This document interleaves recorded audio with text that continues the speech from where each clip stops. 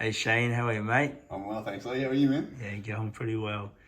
Hey, thanks for sharing your story, man. So, how did you hear about Jesus? Oh, well, look, I heard about Jesus, not very originally, but I guess really through church. But getting to church was, there's a bit of a story to that, I suppose. So, Yeah, cool. I was a pretty lost and broken young man, like through my teens and even right up kind of into my mid-20s. I really battled with addiction.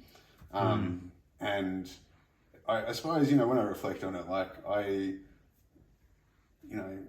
probably like a lot of young people, started using drugs and it was kind of fun and social, and it very quickly spiraled into something else completely. And I found myself in a place where it was like really dark and I was really lost and I suppose pretty empty, and I wasn't managing life well at all.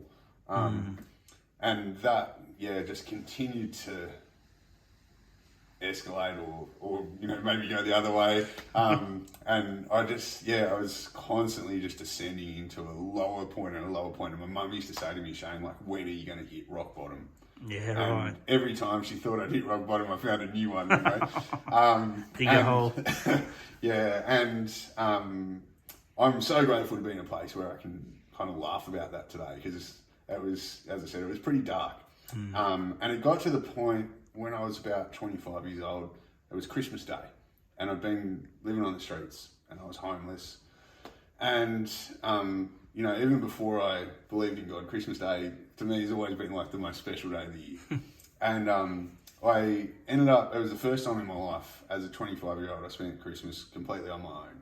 And I got to a point where I was ready to take my own life. Wow. And I was taking steps to do that. And, I was in a really, like my mental state wasn't good. And to be honest, I almost don't even really remember how I came out of that day. But by the grace of God, I did survive that day.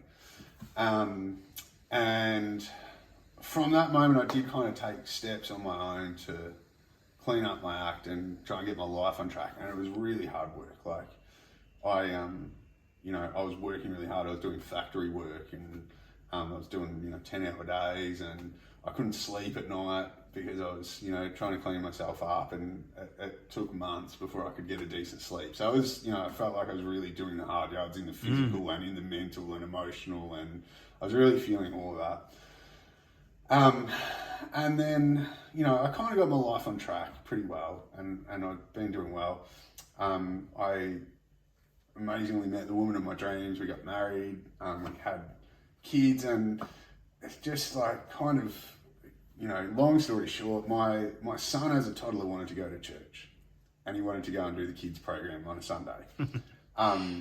And purely out of convenience, I found myself going to church, and it was too long to kind of drive home again and then come and pick him up. It was just a pointless exercise. So I found myself hanging around church, and begrudgingly, I was like, I may as well go to the service. Like, I didn't really want to be there.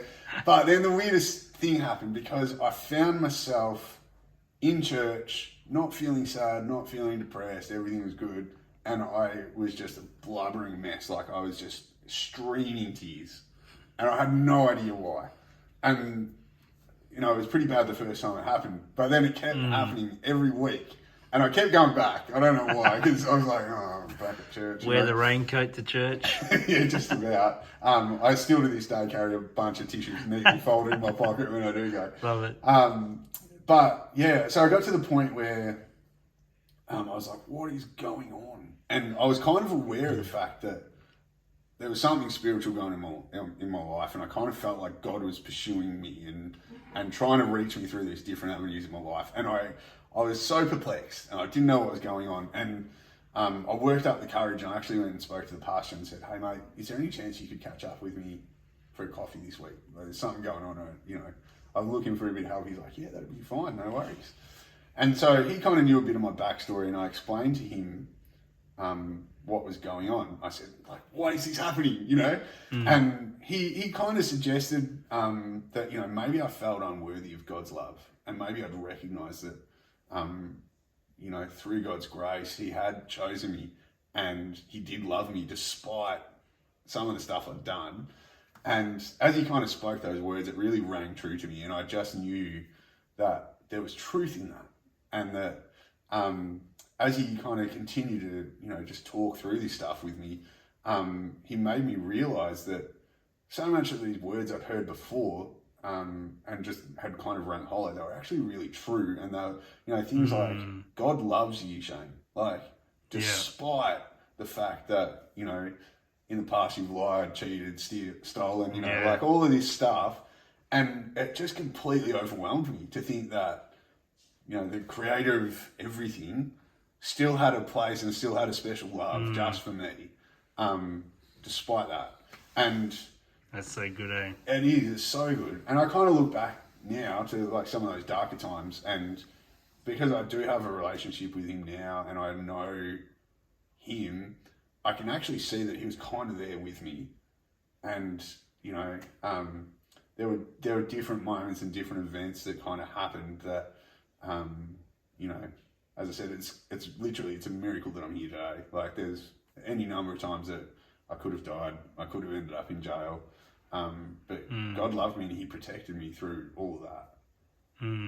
Yeah, no, that's so cool. I think you answered my second question as well very well. I appreciate that, Shano. Thanks, mate. Cool, no worries, mate.